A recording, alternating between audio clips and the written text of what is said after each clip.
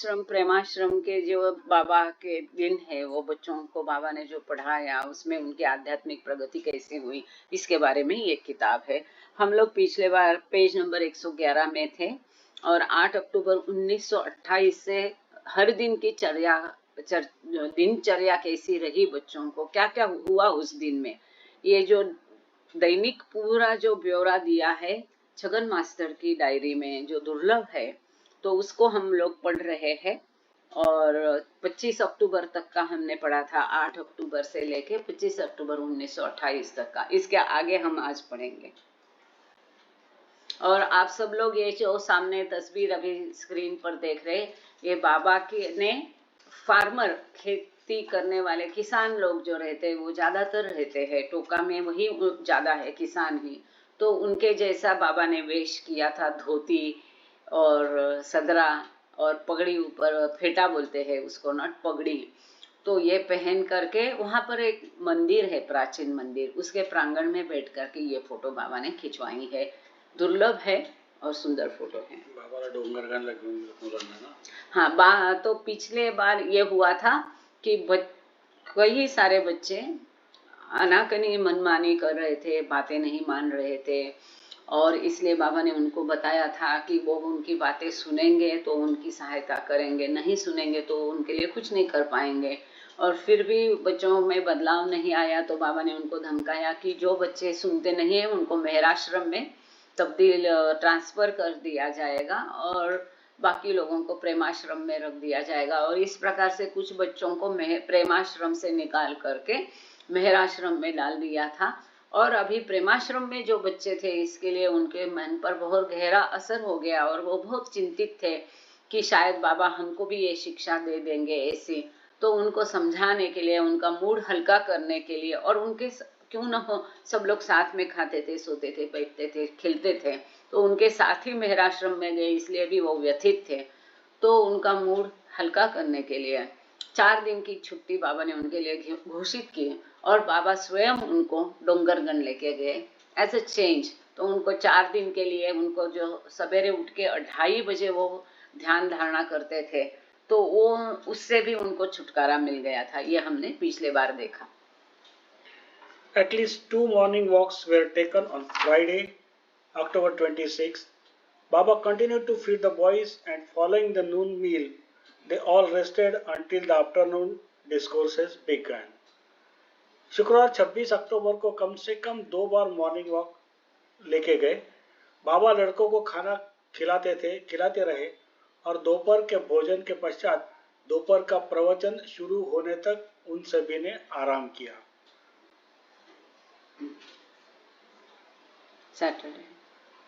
Adi Senior again came on Saturday, and Baba again went for a brief drive with him. On his return, Baba, his brother Jal, Baidul and the boys went for another walk. In the evening, Baba again prepared the meal and fed the boys. The gramophone was played several times throughout the day. Mosquito netting was distributed to everyone to help alleviate any overnight attack by the bugs. शनिवार को आदि senior फिर आए और बाबा फिर उनके साथ थोड़ी देर के लिए ड्राइव पर गए। वहां से लौटने के पश्चात फिर से बाबा, उनके भाई जाल, बैदुल और लड़के पुनः घूमने के लिए चले गए। शाम को फिर से बाबा ने खाना बनाया और लड़कों को खिलाया। दिन भर में कई बार ग्रामोफोन बजा गया। कीड़ों के रात भर हमले को कम करने की मदद करने के लिए सभी को मच्छरदानी वितरित की गई। मतलब कितनी छोटी छोटी चीजों का बाबा बाहर लेके जाने के बाद भी बच्चों का ख्याल रखते थे। वो उनको डोंगरगढ़ लेके गए, लेकिन मच्छरों से बचने के लिए वहां भी मच्छरदानी उनके लिए लेके गए, मच्छरदानी का इंतजाम किया गया। देखो कितनी बड़ी बात है। और आगे इसके बारे में अब हम और भी पढ़ेंगे कि बाबा ने बच्चों को ये तक सिखाया कि बेड कैसा लगाना है, मच्छरदानी कैसी लगानी है, अच्छे से बंद करनी है और कैसी निकाल के घड़ी उसकी करनी है, ये तक बाबा ने बच्चों को बताया, सिखाया। मतलब माँ बाप से बढ़कर इससे क्या हो सकता है। और अभी भी बाबा ने बच्चों के लिए स्वयं खाना बनाया भी और उनको परोसा भी। क्या भाग्य उन बच्चों का। Sunday, October 28th was departure day from Happy Valley. Baba and the एक boys. जय बाबा दिनेश भाई, आपको यहाँ देख के खुशी हुई, लेकिन आपका माइक, जी आप कुछ कहना चाह रहे हैं क्या? नहीं, जय बाबा। आपका जय बाबा, आपका जय बाबा, आपका माइक म्यूट म्यूट करेंगे प्लीज। या मैं ट्रेन में था। अपना क्या रिकॉर्डिंग चलता है ना, ये गूगल मीट की थोड़ी लिमिटेशंस है, फिर रिकॉर्डिंग खराब हो जाती। थैंक यू, जय बाबा। Sunday, October 20th was departure day from Happy Valley. Baba and the boys took a morning walk to nearby Dongargan Hill, where they sat among the huge boulders. Later, at 2:30 p.m., cars arrived to take the holidays back to Toka. The arrival of some Europeans at Happy Valley before their departure disturbed the seclusion of Baba and the boys, but by 5 p.m., all was packed up and the cars left, arriving back to Toka at 8:30 p.m. रविवार 28 अक्टूबर happy valley से प्रस्थान का दिन था। बाबा और लड़के सुबह की सैर के लिए पास के डोंगरगन पहाड़ी पर गए, जहां वे विशाल पत्थरों के बीच बैठे। बाद में दोपहर 2:30 बजे छुट्टियां मनाने वालों को वापस टोका ले जाने के लिए कारें आई। उनके प्रस्थान से हैप्पी वैली में कुछ यूरोपीय लोगों के आगमन से बाबा और लड़कों के एकांत में खलल पड़ा, कुछ डिस्टर्बेंस हुआ। लेकिन शाम तक सब ठीक हो गया और गाड़ियां निकल गई। रात 8:30 बजे सब लोग टोका वापस पहुंच गए। देखो मतलब कितना इंतजाम, वो जो कुछ कोई लोग गाना गाते हैं ना, उसका जबरदस्त बड़ा उसका इंतजाम है। वो मूर्ति जी हमेशा गाते हैं, तो कितना इंतजाम बाबा ने परफेक्ट। बच्चों का कैसा हॉलीडे, उनको लेने के लिए कार आ गए, और वहाँ हॉलीडे में भी वो एकांतवास करवा रहे थे। इससे ये जाहिर होता है 4 दिन की उनकी बच्चों की छुट्टियां खत्म हो गई 28 अक्टूबर को ना। 28 अक्टूबर 1928, 28 अक्टूबर 1928 के बाद मेहराश्रम प्रेमाश्रम की ये हम सुन रहे हैं। Early morning meditation was again cancelled and the boys were allowed to sleep in the next morning. Their practice resumed at 2 p.m. and lasted until 5. The boys again were instructed to do their utmost not to become drowsy during meditation. 50% दे। जय बाबा सुरेश भाऊ, mike आपला open आहे। जय बाबा Suresh खुजे, thank you. मेरी सबसे जरा गुजारिश है, अपने माइक का थोड़ा ख्याल रखना। हाँ ओके। अर्ली मॉर्निंग, अरे हिंदी में बताओ ना। फिर से सुबह का ध्यान रद्द कर दिया। हाँ, और लड़कों को अगली सुबह सोने की अनुमति दी गई। उनका अभ्यास दोपहर 2 बजे फिर से शुरू किया गया और 5 बजे तक चला। लड़कों को फिर से निर्देश दिया गया कि वे ध्यान के दौरान उनिंदा न होने की पूरी कोशिश करें। उनिंदा में ड्राउजी न होने की पूरी कोशिश करें। मतलब पढ़ाई देखो कितना ख्याल रखते थे बाबा। He was the best manager we can say। मतलब वो तो ईश्वर है, सब कुछ परफेक्शन होना ही होना है। कि अभी बच्चे लौट के आए, खेल कूद के करके आए, प्रवास हो गया, जर्नी हो गई, ट्रैवल हो गया, इसके बाद थकान हो गई, तो उनको जो 2 बजे उठ के 2:30 बजे ध्यान धारणा का उनका समय था सवेरे, वो उस दिन बाबा ने कैंसिल किया उनके लिए, उनको सहूलियत दे दी। लेकिन 2 बजे की पढ़ाई जारी रखी और पढ़ाई के बीच में कोई नींद ना ले, इसके लिए बाबा ने सबको आदेश दिए। Long overnight and other briefer periods of daily meditation resumed on Tuesday, October 30. लंबी रात और दैनिक ध्यान की अन्य संक्षिप्त अवधि मंगलवार 30 अक्टूबर को फिर से शुरू हुई। Baba again told Baidul and Kaka that he would put the remaining Prem Ashram boys firmly on the path in 6 months. बाबा ने बैदुल और काका से कहा कि वो 6 महीने के अंदर प्रेम आश्रम के बचे हुए लड़कों को मजबूती से आध्यात्मिक रास्ते पर लाएंगे। देखो, अभी हमने ये तो देखा कि प्रेमाश्रम के कुछ बच्चे, जैसे कि अस्पंदाय वेस्ली है, छोटा बाबा मतलब अब्दुल्ला पकवान है, ये सब तो कुछ कुछ उन्होंने भूमिकाओं में चले गए थे, लेकिन कुल 31 बच्चे प्रेमाश्रम में थे। उनमें से कुछ बच्चों को बाबा ने ट्रांसफर कर दिया मेहराश्रम।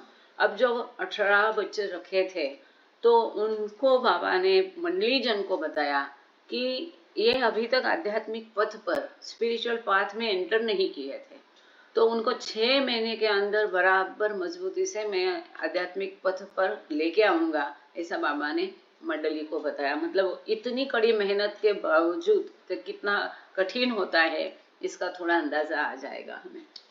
He warned, however, that any parents who come to Toka to try to remove their youngsters would upset this plan, and he threatened to shut down the ashram if any further disturbance was created by the parents.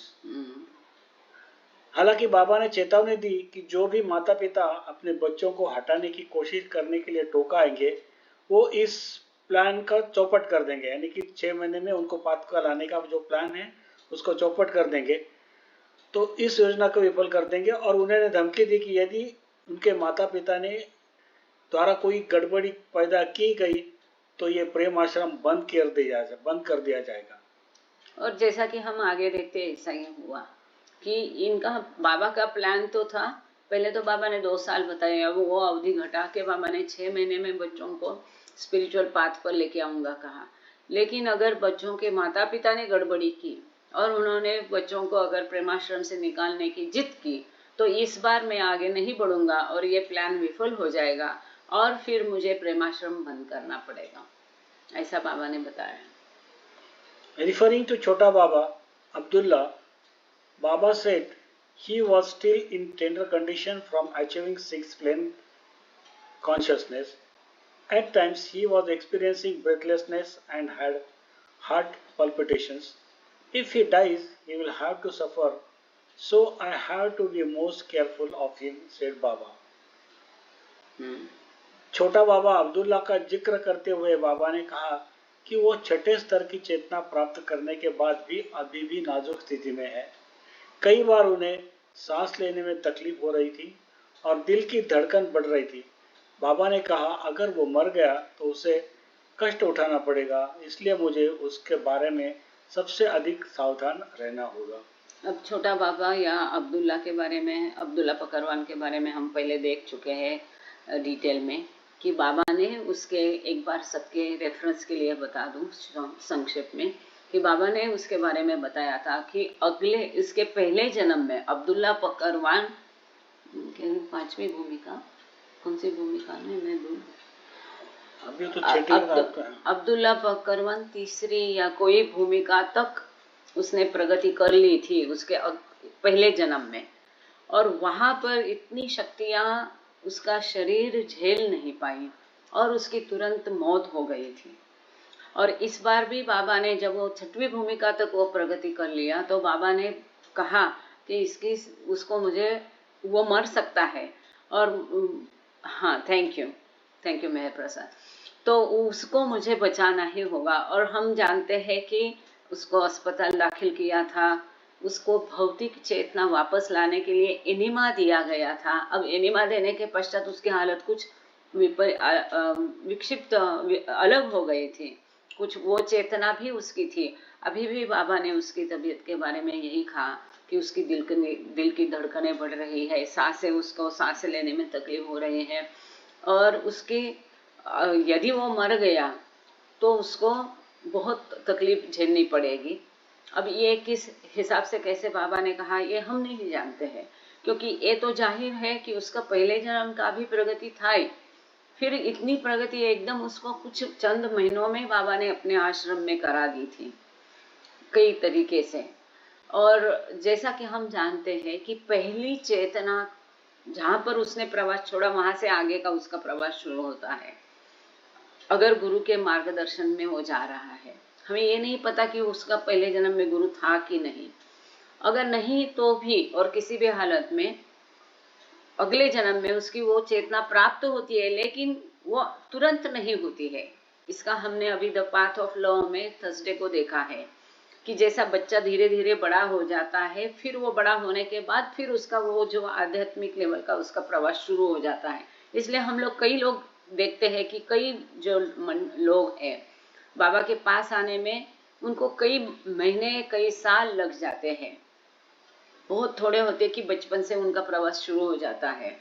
तो ये जो अब्दुल्ला के बारे में हुआ तो बाबा उसको बीच में उसका प्रवास खंडित होना, बाबा ने बताया था, खंडित नहीं होना देना चाहते थे।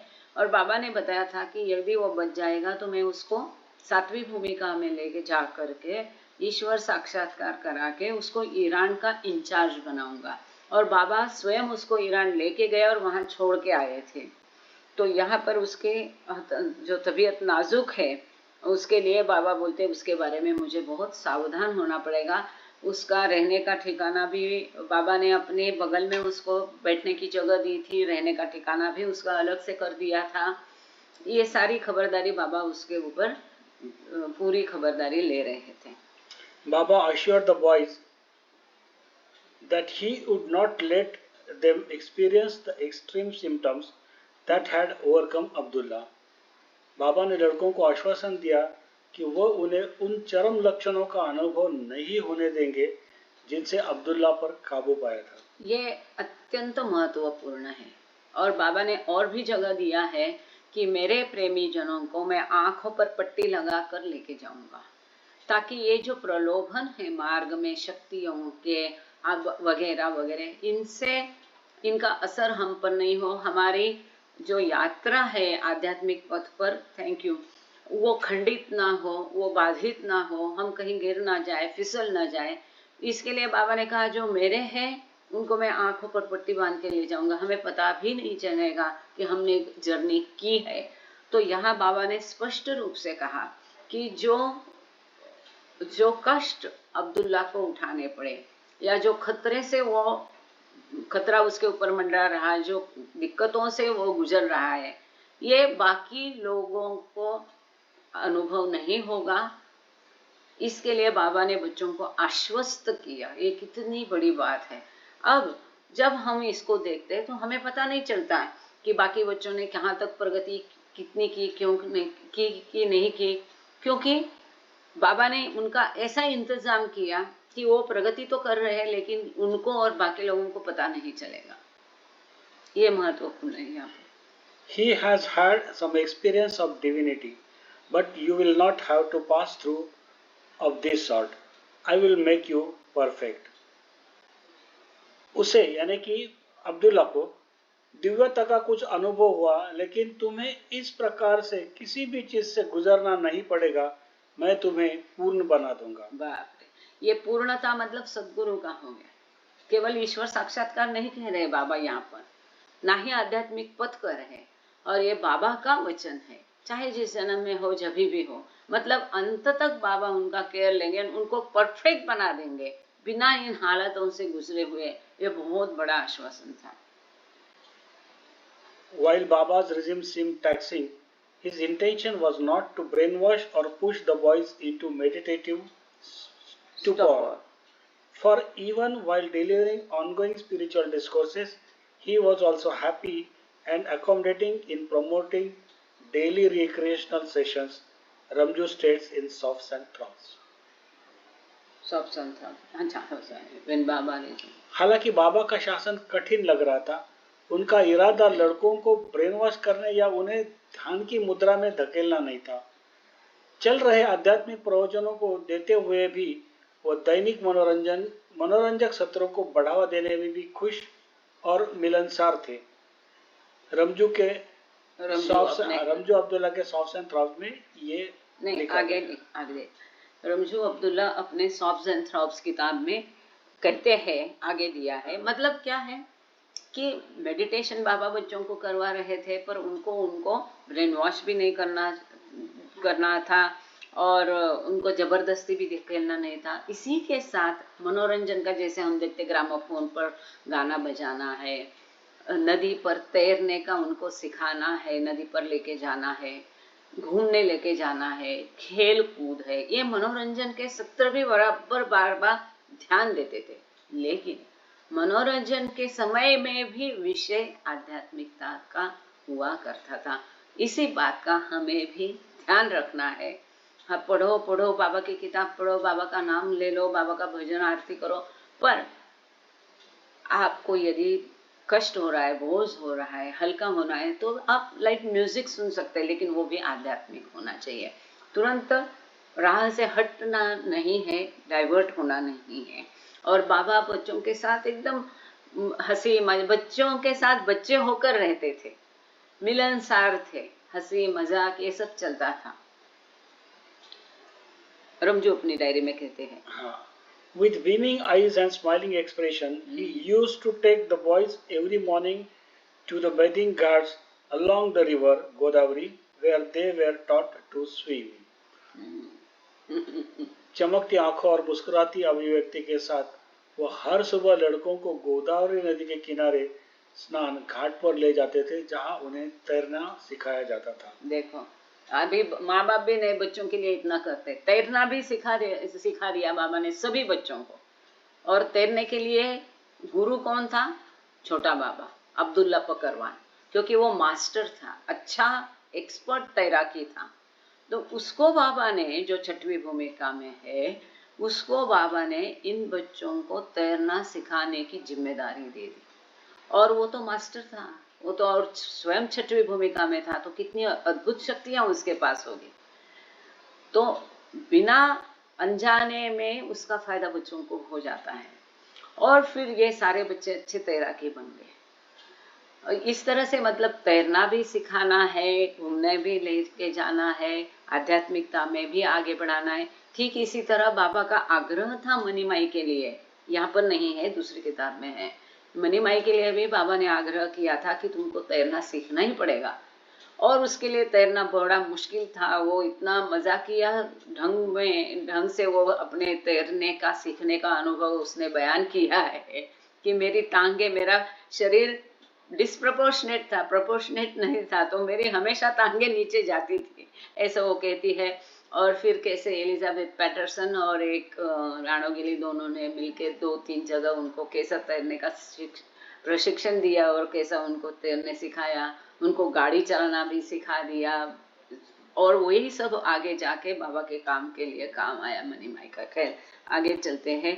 रमजू अब्दुल्ला की डायरी में ये सब दिया, वो भी दिया है, कुछ छगन मास्टर की डायरी में भी वो भी रेफरेंस दिया है। Baba insisted that the boys have to go at diving and enjoy their dips in the cool waters. Chota Baba himself, a fine swimmer, was in fine enough form to be recruited to teach the boys to swim in the river. बाबा ने जोर देकर कहा कि लड़कों को गोता लगाना आना चाहिए और ठंडे पानी में डुबकी लगाने का आनंद लेना चाहिए। छोटा बाबा, जो स्वयं एक अच्छे तैराक थे, इतनी अच्छी हालत में थे कि उन्हें लड़कों को नदी में तैरना सिखाने के लिए भर्ती किया। हम सब लोग जानते हैं, वी ऑल नो, कि बाबा का ये मेहराश्रम प्रेम आश्रम बिल्कुल नदी के किनारे था, और आश्रम का एंट्रेंस जो था नदी के सामने था, मतलब सामने ही नदी। तो इतना सुंदर सुहानी जगह है वो टोका। आप लोग मेहराबाद जाओ तो जरूर जाना। वो इतने सुंदर जगह, वहां पर इतने अच्छे माहौल में बाबा उनको पढ़ा रहे थे, क्या आनंद। और बाबा की कंपनी, और जो गोदावरी नदी है वहां संगम है, 3 नदियों का संगम है, प्रवरा, मूड़ा और गोदावरी। तो ये उस तरफ में था, तो एक गोदावरी नदी ऐसी बहती है सामने से, तो वो गोदावरी नदी के पानी में उन लोगों ने तैरना सीखा। With a will and whim of his own, he did not take him long to make them all swim gracefully in the Godavari, writes Ramju. Ramju लिखते हैं कि अपनी इच्छा शक्ति और सनक के साथ उन्हें उन सभी को गोदावरी में शान से तैरने में देर नहीं लगी। छोटा बाबा ने आराम से उनको फटाफट सिखा दिया, अच्छे से तैराकी बन गए वो। Winter was looming in November and Baba immediately began to complain several times a day about the cold. Despite the inclement weather, Baba continued to hand feed the boys and also to personally give them medicines if they were suffering from any ailment.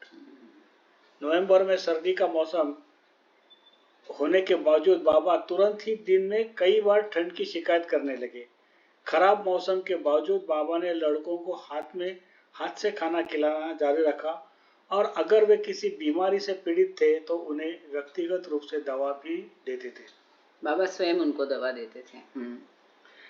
Baba was relentless in reminding the boys not to be drowsy during meditation. On the evening of Wednesday, October 31st, the boys retired early at 7 p.m. and Baba instructed 31 अक्टूबर तक आ them गए। how to snugly place and remove the mosquito nets over their beds. बुधवार 31 अक्टूबर की शाम को लड़के शाम 7 बजे नहीं ये रहे ना, लगातार बाबा उनको याद देते रहे कि ध्यान के समय नींद नहीं लेना है, झपकियां नहीं लेना है, निंदा नहीं होना है।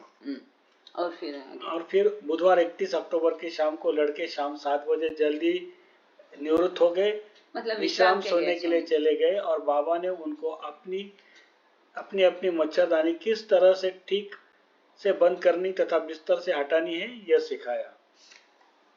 वो मच्छरदानी आप लोगों ने यूज की होगी, वापरी होगी तो आपको पता है।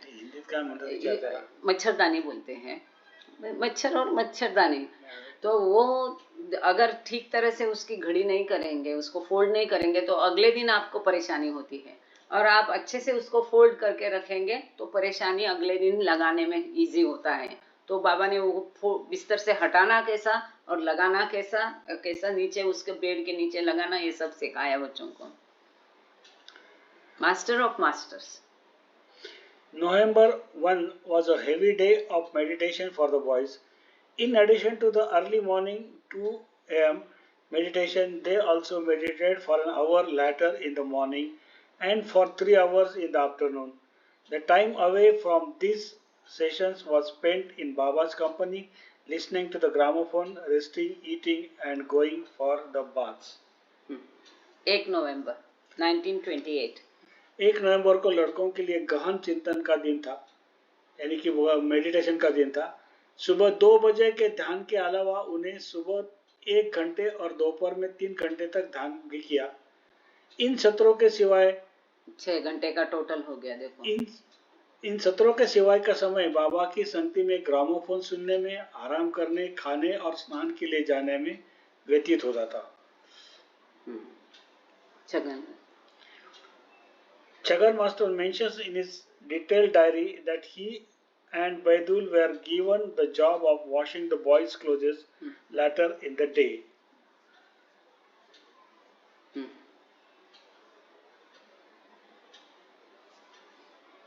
After some outdoor recreation in nearby meadow, they had their evening meal and went to bed at 8 p.m. on Baba's orders. Chagan Master diary. Chhagan master ने अपने विस्तृत डायरी में उल्लेख किया है कि उसे और बैदुल को दिन में लड़कों के कपड़े धोने का काम दिया गया था। पास के घास के मैदान में कुछ बाहरी मनोरंजन के बाद उन्होंने शाम का भोजन किया और रात 8 बजे बाबा के आदेश से बिस्तर पर चले गए। मतलब एकदम सब कुछ ख्याल कैसा होता, टाइम टू टाइम होता था, हर चीज। कभी भी उठे कभी भी सोए ये नहीं, मतलब डिसिप्लिन भी होता था, आराम भी होता था, मनोरंजन भी होता था, सब कुछ होता था और टाइम टू टाइम होता था, इसलिए सब कुछ के लिए समय होता था। कभी भी उठे कभी भी सोए तो 6-6 घंटे दिन में मेडिटेशन करके इंग्लिश भी सिखाया जाता था। अब ये बच्चों के लिए खाना कौन बनाता था?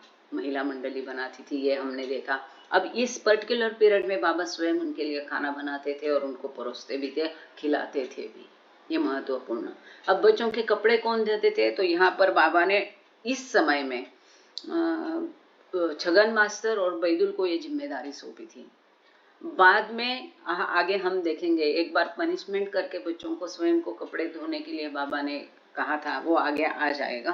फिलहाल ये सब भोजन करके विश्राम के लिए चले गए।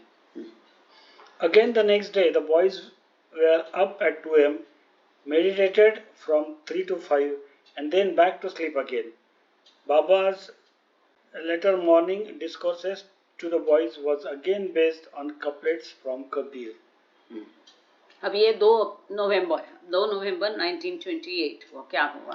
फिर अगले दिन लड़के 2 बजे उठे, 3 से 5 तक ध्यान किया और फिर वापस हो गए।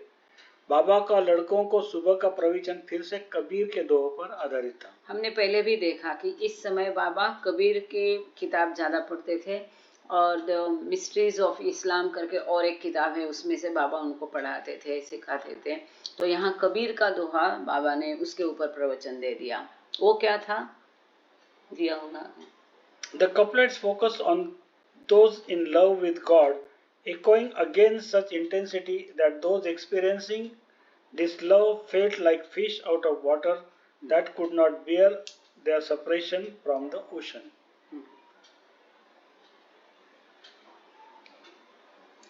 मतलब ईश्वर से जो प्रेम करते हैं, वो ईश्वर से प्रेम करने वालों पर ये कबीर के दोहे आधारित थे। ईश्वर प्रेमी के ऊपर के कबीर के दोहे थे।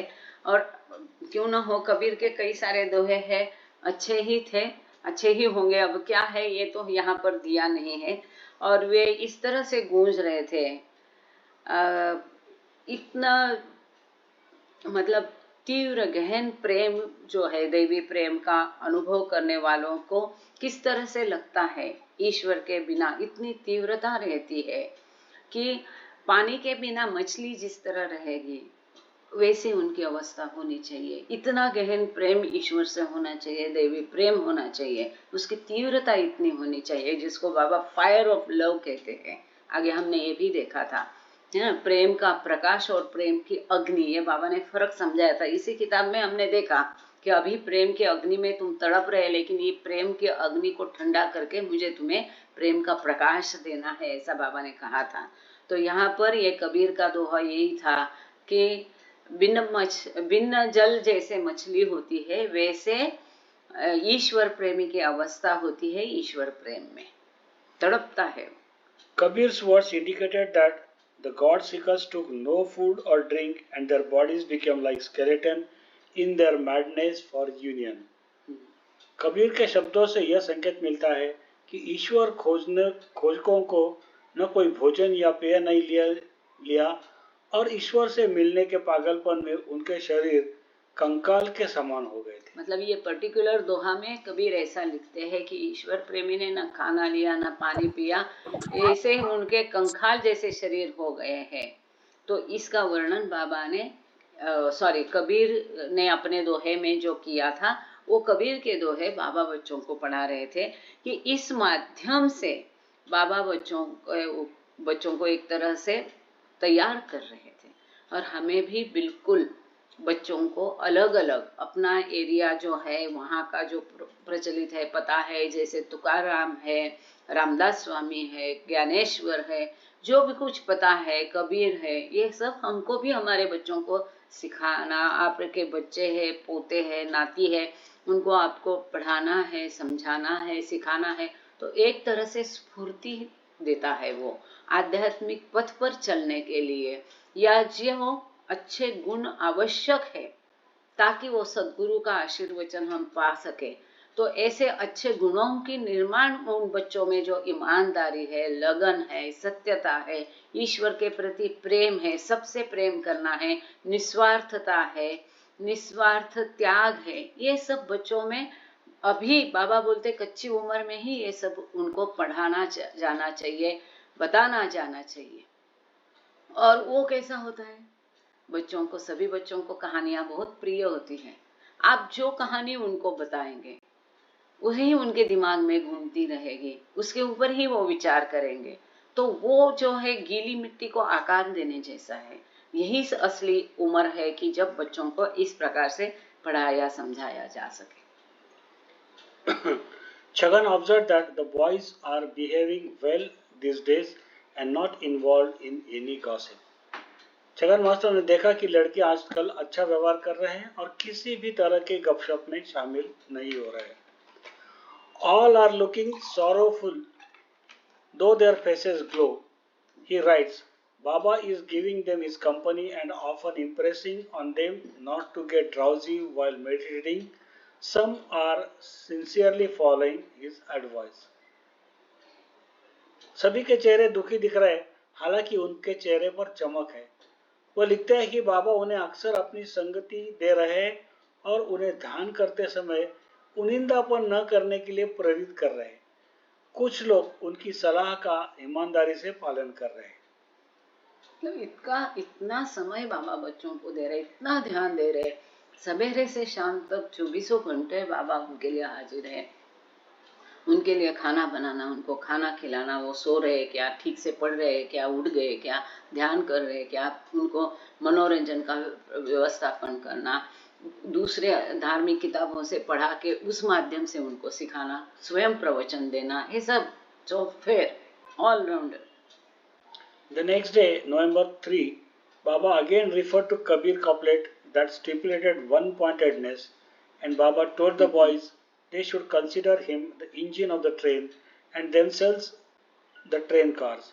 He said he would see them to their destination, but in the process they should constantly think of him so that they might be one with him, and there should be no other desire. बहुत महत्वपूर्ण है, बहुत ही महत्वपूर्ण है। एक बार आप खत्म कर लो। अगले दिन 3 नवंबर को बाबा ने फिर कबीर के दोहे का एक उल्लेख किया जिसमें एकाग्रता की बात कही थी, और बाबा ने लड़कों से कहा कि उन्हें बाबा को रेल का इंजन और खुद को रेल का डिब्बा समझना चाहिए। उन्होंने कहा कि वो उनके प्रति उनकी मंजिल तक पहुंचा देंगे, लेकिन इस प्रक्रिया में उन्हें लगातार उनके बारे में सोचना चाहिए ताकि मतलब बाबा के बारे में, ताकि वे उनके साथ एक हो जाए और कोई अन्य इच्छा न रहे। मतलब इसमें 3 बातें महत्वपूर्ण है। फोकस, बाबा पर ही पूरा फोकस होना चाहिए। सतत बाबा के बारे में विचार करना चाहिए, सोचते रहना है, बाबा के बारे में सोचते रहना है। एंड टू बिकम डिजायरलेस, इच्छा विरहित होना है। कोई भी इच्छा मन में नहीं रखनी है कि मुझे आध्यात्मिक पथ पर जाना है, मुझे मुक्ति पाना है या मोक्ष पाना है, कुछ भी नहीं। बाबा ने उनको बताया कि बाबा इंजन है और वो इंजन के डब्बे है, बाबा उनको अपने आप लेके जाएंगे।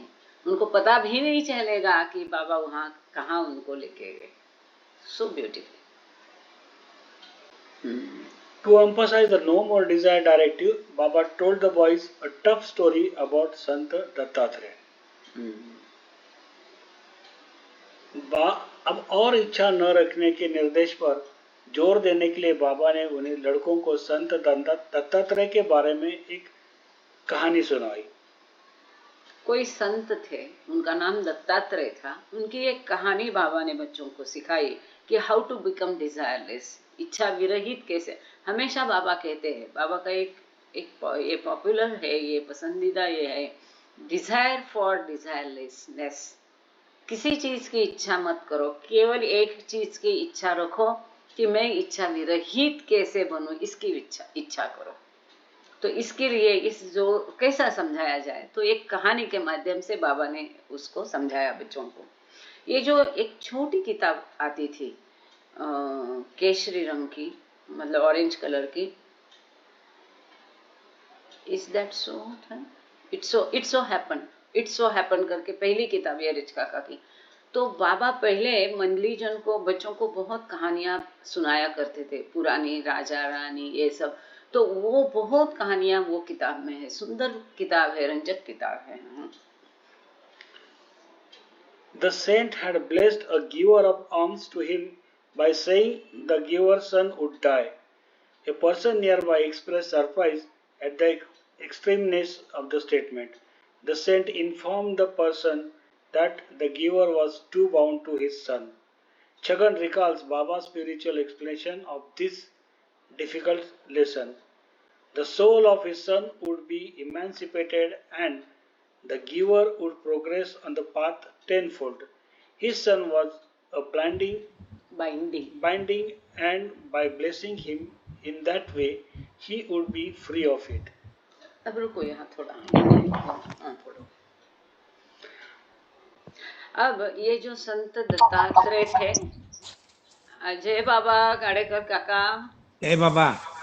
हा कसे आहात? व्हिडिओ पण चालू मजेत. करा. छान छान, थँक्यू. छान सांगताय. किती टप. Thank you. जय बाबा, जय बाबा. गाड़ेकर अंकल भी हमारे बीच में है. आप सब लोग जानते होंगे, एक दो नए लोग हैं उनके लिए कहती हूँ. ये जो दिगंबर गाड़ेकर जी है, इनके पिताजी रामचंद्र गाड़ेकर, तो उनके लिए बाबा ने कहा था भक्त शिरोमणि. बाबा, इनको भी बाबा का बहुत सहवास मिला और इनका शिक्षा की भी शायद बाबा ने जिम्मेदारी उठाई थी विदेश में. और इनके भी कई सारे अनुभव है. और जो रामचंद्र गाड़ेकर जी थे, ये इतना बाबा से उनको प्रेम था. और मेरे पिताजी को बार बार बाबा से मिलाने का भी बहुत क्रेडिट रामचंद्र गाड़ेकर अंकल को जाता है. जब पूना में मेरे पिताजी हॉस्टल में थे, तो बाबा कहीं जा रहे तो चुपके से आके उनको बोल जाते थे कान में कि बाबा यहाँ से यहाँ जा रहे, चलो दादा जाके मिलते थे. ऐसी भी कुछ कहानियाँ घटनाएं हैं. तो दिगंबर गाड़ेकर काका भी हमारे साथ में है.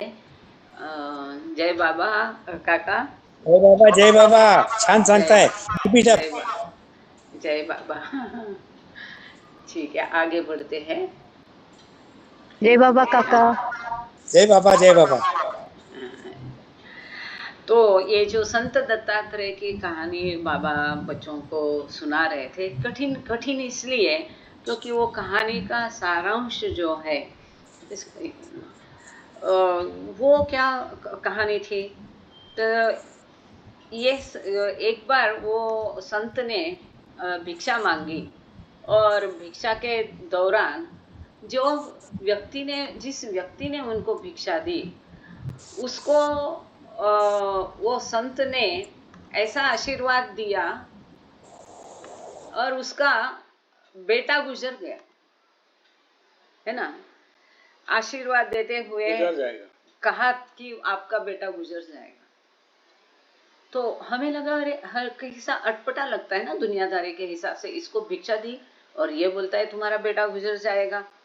और फिर उनके पास जो व्यक्ति था, उसने इस पर बहुत आश्चर्य व्यक्त किया कि तुमको उसने भिक्षा दी और आप उसको वो ऐसा मतलब आशीर्वाद दे रहे कि आपका बेटा गुजर जाएगा. इसके ऊपर वो व्यक्ति ने जब आश्चर्य व्यक्त किया, तब वो दत्तात्रेय नाम के संत ने उस व्यक्ति को समझाया कि ये व्यक्ति जो है दान देने वाला, ये बहुत आगे है, लेकिन एक बंधन से बंधा हुआ है. अटैचमेंट बहुत है उसको अपने बेटे के साथ.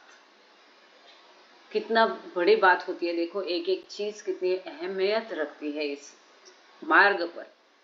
इसलिए बाबा कहते हैं कि आध्यात्म का मार्ग कांटों भरा है, पथरीला है, सादा आसान नहीं है.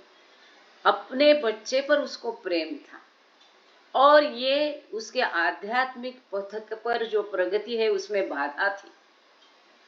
और वो व्यक्ति संत जो था वो एडवांस होगा. उसने ये जान लिया कि ये बेटा इसके आध्यात्मिक पथ पर बाधा बनकर है. ये बेटे के कारण ये यहाँ पर अटैचमेंट है, लगाव है, तो ये आगे प्रगति नहीं कर पाएगा. तो ये उसके आध्यात्मिक पथ पर जो बाधा थी वो हटानी है. इसके लिए वो मर जाएगा ऐसा उसको उसने आशीर्वाद दिया. वो बहुत बंधन में था उसके बेटे के. और आगे छगन मास्टर लिखते हैं, आपने ये पढ़ा क्या, द सोल ऑफ द, ये पढ़ा. आगे छगन मास्टर अपनी डायरी में इसके बारे में लिखते. अब हम लोगों को लगेगा अरे क्या बेटे को फालतू में मरवाया और वो उसको दुखी किया, ऐसा नहीं है. छगन मास्टर उसके बारे में भी लिखते हैं. हम लोगों को भी कईयों के जीवन में ऐसे प्रसंग हो गए, उनको भी एक बड़ी सीख है. छगन मास्टर लिखते हैं कि उसके बेटे की आत्मा मुक्त हो जाएगी.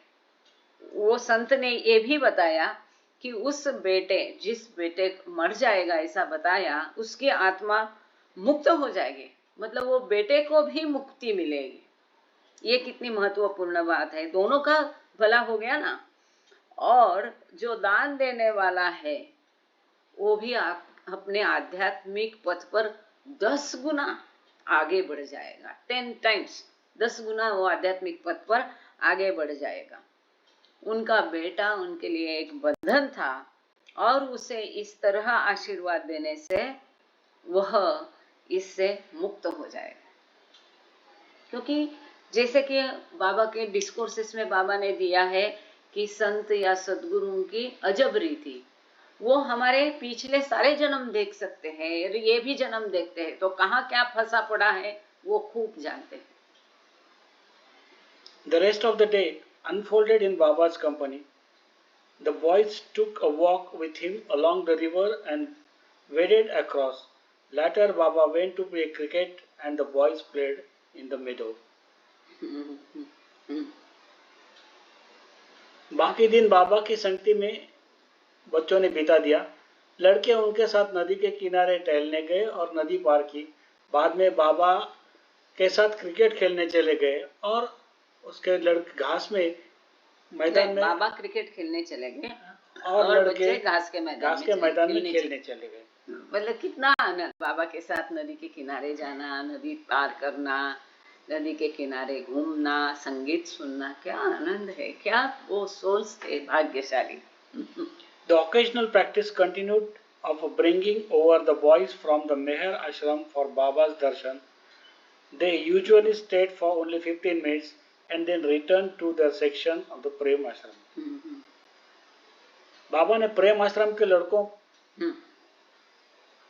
ने कभी कभी मेहर बाबा आश्रम से लड़कों को बाबा के दर्शन के लिए लाने की प्रथा जारी है। वे आमतौर पर केवल 15 मिनट के लिए रुकते थे और फिर प्रेम आश्रम के अपने हिस्से में लौट जाते थे। ये हमने देखा कि जैसे बाबा जान ने मेहराबाद विजिट किया, बाबा को अच्छा खासा चल रहा था मेहराश्रम में, प्रेमाश्रम मेहराश्रम मेहराबाद में बच्चों की अच्छी भूमिकाओं पर बच्चे जा रहे थे। लेकिन बाबा ने कहा कि अब बाबा जान यहाँ आई तो मुझे अभी आश्रम यहाँ से हटाना पड़ेगा और बाबा टोका लेके गए। अब टोका में ये हुआ कि जैसे थोड़ा विस्थापित हो गया तो उनका सेक्लूजन बाधित हो गया। बाबा भी बाहर 4 दिन के लिए गए, तब भी थोड़ा बाधा आ गई। तो बच्चों के ऊपर बाबा ने बाद में बहुत ध्यान दिया। 24 घंटे बाबा अपने बच्चों को प्रेमाश्रम के देते थे। यहाँ तक कि मंडली के में हिस्से में भी बाबा नहीं आते थे। मेरा मैं की किताब में भी इसका उल्लेख है और खुर्शीद के किताब में भी इसका उल्लेख है।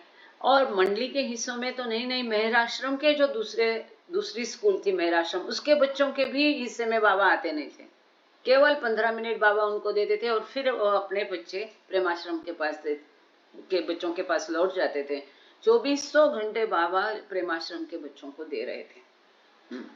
Baba continued to see the feeding of the Prem Ashram boys at supper time and also personally made sure they were later settled down for sleep. They were to be put up again and meditating from 3 to 5 am. Baba checked in on them at 3:30 am. बाबा ने प्रेम आश्रम के लड़कों को रात को खाने के समय भोजन कराना जारी रखा और यह भी व्यक्तिगत रूप से सुनिश्चित किया कि वे बाद में अच्छे से सो रहे और उन्हें फिर से उठना था और प्रातःकाल 3 से 5 बजे तक ध्यान करना था। फिर से 3:30 बजे बाबा उन्हें देखने गए और यह सुनिश्चित किया कि सभी बराबर ध्यान कर रहे हैं। मतलब देखो, खाना तो बाबा ने भोजन उनको कराया। वो बच्चे ठीक सोने के बाद बीच में रात को 12 बजे वगैरह जाके बाबा किसी का चद्दर ठीक करो, बराबर मच्छरदानी लगाइए ना, बच्चे अच्छे से सो रहे गहरी नींद में कि डिस्टर्ब तो नहीं है ना, इन सब चीज़ों का बाबा ख्याल रखते थे।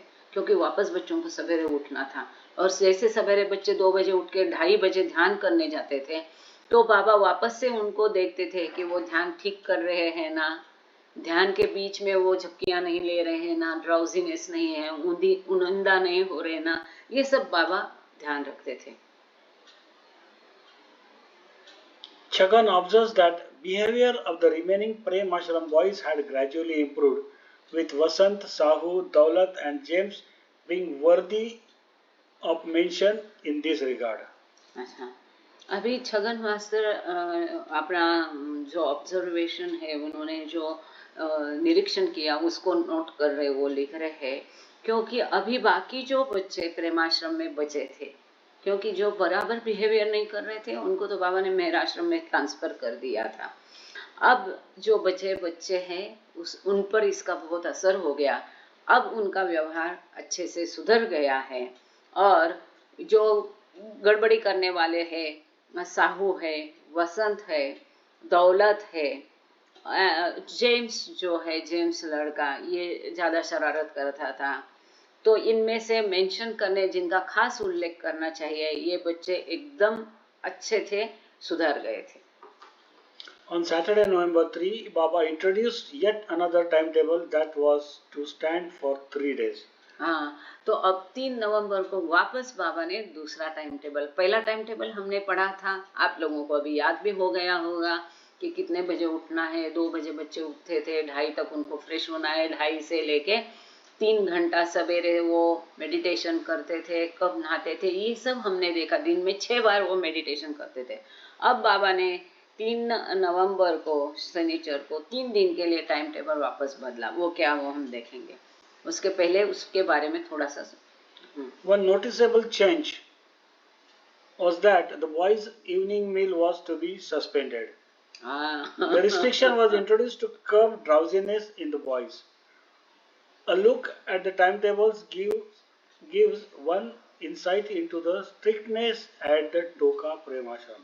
अब बाबा धीरे धीरे अब और सख्ती से पेश आ रहा है। सख्ती से मतलब प्रेमाश्रम के ये प्रगति, बाबा कहते थे अब हमारे हाथ में। बाबा जानते थे कि कभी भी इनके माता पिता आकर के लेके जाएंगे और मैं प्रेमाश्रम, ये तो ईश्वर है, उनका प्लान उनके मन में। वो तो पहले से हमने देखा है। मेहराश्रम और प्रेमाश्रम जब बाबा ने खोला तो दिखने वाले को लगता था कि अचानक हुआ, लेकिन बाबा का सब कुछ सुचारित रूप से प्लान था, मन में तैयारी था। तो बाबा को पता था कि अब मैं इतने दिन में प्रेमाश्रम बंद करने जा रहा हूँ, तो उनको जो दिन हाथ में है उसमें अधिकाधिक बच्चों की प्रगति कैसी करनी है, इसके ऊपर बाबा ध्यान दे रहे थे। इसलिए वो बच्चों से अधिकाधिक सख्ती से पेश आ रहे थे। अब इस सिलसिले में एक महत्वपूर्ण ध्यान देने जैसा बदलाव ये था कि बच्चों का शाम का खाना बंद कर दिया गया। 9 से 12 साल के उम्र के ये बच्चे थे। केवल एक अब्दुल्ला पकरवान थोड़ा बड़ा था, उनमें शायद उसकी उम्र 14 साल थी। तो इनका शाम का खाना इसलिए बंद कर दिया गया ताकि ये बच्चे झपकियां नहीं ले, उनिंदा नहीं हो, ड्राउजीनेस उनमें नहीं हो और वो अपने मेडिटेशन में ध्यान दे। इसलिए शाम का खाना उनका बंद किया गया। अब ये टाइम टेबल पर हम एक नजर डालेंगे तो प्रेमाश्रम में अब स्ट्रिक्टनेस जो है कैसा धीरे धीरे और स्ट्रिक्ट होते जा रहा है, ये समझ में आ जाएगा। अब टाइम टेबल पढ़ेंगे। सवेरे 2 बजे उठना है। अच्छा, एक बार पढ़ लो फिर मैं हिंदी में किस डायरेक्ट। अच्छा, इसको इंग्लिश हिंदी किए बिना डायरेक्ट पढ़ लेते हैं। 2 बजे उठना है, गेटअप। 2 से 3 के बीच में फ्रेश होना है, वॉश लेना है, जो भी करना है, दातुन करना है। 3 बजे बराबर मेडिटेशन के लिए बैठना है। पहले 2:30 बजे बैठते थे, अब 3 से 5 2 घंटा सवेरे का समय दिया है वहां पर ध्यान धारणा के लिए। 5 से 8 बच्चे वापस सोएंगे। बच्चे है ना, बाबा देखो कितना खबरदारी लेते थे।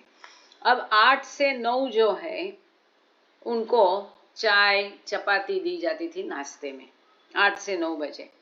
ये इसमें थोड़ा बदलाव हुआ है। पहले में उनको 6 बजे दी जाती थी और 9 से 10 बजे तक उनको बाबा के पास बैठने को अनुमति थी। बाबा के पास बैठने का, बाबा कुछ प्रवचन देंगे, गीत सुनाएंगे, कहानी सुनाएंगे, बाबा की कंपनी में बैठना है 9 से। कभी कभी शांति से, केवल शांति से मौन में भी सब बैठ जाते थे। 10 से 12 मेडिटेशन। देखो पहले मेडिटेशन कब था? 3 से 5 2 घंटा हो गया। अब वापस से सवेरे 10 से 12 फिर 2 घंटे मेडिटेशन होगा। कितना हो गया? 4 घंटे हो गया। अब 12 बजे इनका मेडिटेशन खत्म हो जाएगा, ध्यान धारणा। फिर 12 से 1 बजे तक नहाना है, स्नान लेना। वो 12 से 1 को होता था, ठंड बहुत रहती है वो एरिया में, तो 12 से 1 बजे तक नहाने का समय हुआ करता था। 1 बजे से 2 बजे खाने का समय हुआ करता था 2 बजे से 3 बजे वापस बाबा के पास, बी नियर बाबा, ऐसा लिखा है, बी नियर बाबा। 2 से 3 बजे तक 2 घंटा बाबा की कंपनी में मिला। सवेरे भी उनको 9 से 10 बजे तक बाबा के पास बैठने को मिलता था। अब 2 बजे से 3 बजे तक 1 घंटा वापस बाबा के पास बैठने का बाबा की कंपनी में, वो महत्वपूर्ण है। 3 से 3:30 बजे तक आराम करना है। 3 से 3:30 आराम करना है, आधा घंटा। 3:30 से 4:30 बजे तक फिर मेडिटेशन करना है, जिसके लिए पहले मना था।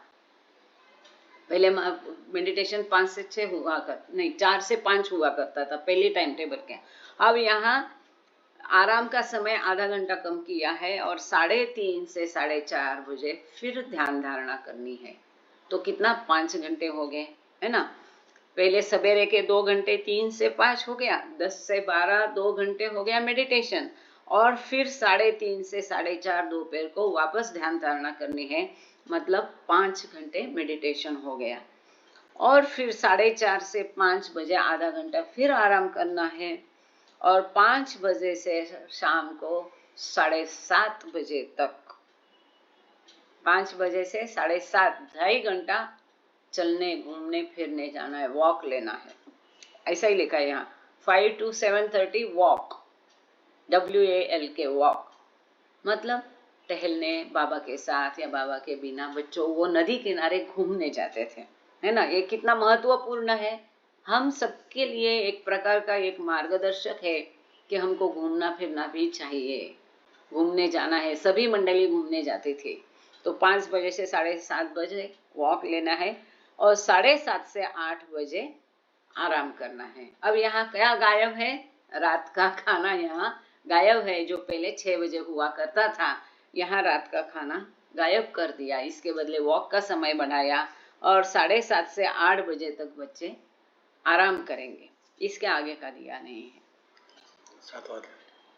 ओ अच्छा, अब यहाँ हमें आज रुकना पड़ेगा। अब इस टाइम टेबल के बारे में और आगे अगले हफ्ते हम देखेंगे। अभी 1 ही मिनट बचा है प्रार्थना आरती के लिए, और आज प्रार्थना नीलम जी कर रही है, और आरती निर्मला गहरवार करेगी। और किसी को आरती करना है तो बता दीजिएगा। Thank you Baba, thank you all. अवतार मेहर बाबा की जय। जय बाबा। अवतार मेहर बाबा की जय। हे परवरदिगार, सबके राखनहार और सबकी रक्षा करने वाले, तुम्हारा कोई आदि नहीं है और ना ही तुम्हारा कोई अंत है। तुम अद्वैत हो, तुम तुलना से परे हो, और तुम्हारा पार कोई नहीं पा सकता है। तुम्हारा कोई रंग और रूप नहीं है। तुम आविर्भाव से रहित हो और तुम गुणातीत हो। तुम अपार हो और अगाध हो, कल्पना और धारणा से परे हो, शाश्वत और अनश्वर हो। तुम अखंडनीय हो और दिव्य नेत्रों के सिवाय और किसी भी प्रकार से तुम्हें कोई नहीं देख सकता है। तुम्हारा अस्तित्व सदैव था, तुम सदैव रहते हो और तुम सदैव रहोगे। तुम सर्वत्र हो, तुम हर वस्तु में हो, तुम हर जगह से परे तथा हर वस्तु से परे भी हो। तुम आकाश में हो और पाताल में हो, तुम व्यक्त हो और अव्यक्त हो। तुम सब लोकों पर हो और समस्त लोकों से परे भी हो। तुम तीनों भवनों में हो और तीनों भवनों से परे भी हो। तुम अगोचर हो और स्वतंत्र हो। तुम सृष्टि के रचने वाले हो, स्वामियों के स्वामी हो, समस्त मनों और हृदयों के ज्ञाता हो। तुम सर्वशक्तिमान हो और सर्वव्यापी हो। तुम अनंत ज्ञान हो, अनंत शक्ति हो और अनंत आनंद हो। तुम ज्ञान के महासागर हो, सर्वज्ञ हो, अनंत ज्ञान रखने वाले हो। तुम भूत, वर्तमान और भविष्य के ज्ञाता हो और तुम स्वयं ज्ञान हो। तुम पूर्ण दया में हो और सतत परित्कारी हो। तुम आत्माओं की आत्मा हो और अनंत गुणों से संपन्न एक परमात्मा हो। तुम सबके ज्ञान और परमानंद की त्रिमूर्ति हो तुम सत्य के मूल हो, प्रेम के महासागर हो, तुम सनातन सत्ता हो, ऊंचों में सबसे ऊंचे हो, तुम प्रभु और परमेश्वर हो, तुम पर ब्रह्म हो, पर हाथ पर परब्रह्म भी हो, तुम पर ब्रह्म परमात्मा हो, अल्लाह हो, इलाही हो, यजदान हो, अहुमद हो और प्रियतम ईश्वर हो। तुम्हारा नाम इज्जत अर्थात एक में पूज्य है। हे असीम दया के निधि प्रभुराज, हम अपने सब पापों के लिए पश्चाताप करते हैं। हर एक विचार के लिए जो असत्य, अनुचित या गंदा था, हर एक बोले हुए शब्द के लिए जिसे बोलना हमें उचित ना था, और हर एक कर्म के लिए जिसे करना हमें उचित ना था। स्वार्थ से प्रेरित हर एक कर्म, शब्द तथा विचार के लिए तथा द्वेष से प्रेरित हर एक कर्म, शब्द और विचार के लिए हम पश्चाताप करते हैं। विशेषकर हर एक कामुक विचार तथा क्रिया के लिए, ऐसे हर एक वचन के लिए जिसको हमने पूरा नहीं किया, और सभी असत्य वचनों के लिए, सभी निंदा, पाखंड, दम या लोगों के पीछे उनके दोष बताने के लिए हम अनुताप करते हैं। और खासकर दूसरों का नाश करने वाले हर एक कर्म के लिए, दूसरों को दुख देने वाले हर एक शब्द तथा कर्म के लिए तथा दूसरों पर दुख गिरने की इच्छा करने के लिए हम अनुताप करते हैं। हे प्रभुराज, आप हम पर असीम दया करके हमारे किए हुए पापों को क्षमा कीजिए, और वैसे ही आपकी मर्जी के अनुसार विचार करने में, बोलने में तथा कार्य करने में जो हमारी असमर्थता सदैव रहती आई है, उसको भी आप क्षमा कीजिए। यही हमारी आपसे प्रार्थना है। प्रियतम परमात्मा, हमारी ऐसी सहायता करो कि हम तुमसे अधिक अधिक प्रेम करें, और अधिक और अधिक, और फिर भी उससे भी अधिक प्रेम करें, जब तक कि हम तुझ में मिलकर एक हो जाने के पात्र बन जाएं। और तू हम सब की ऐसी सहायता कर कि हम अंत अंत तक बाबा का दामन दृढ़ता से पकड़े रहें। अवतार मेहर बाबा की जय।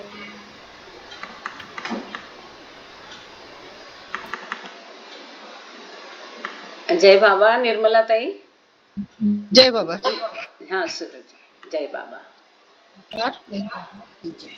अवतार मेहर बाबा की जय। अवतार मेहर बाबा की जय। बाबा वाला हर पे ही है जिसकी सृष्टि का निर्माण, उसकी दया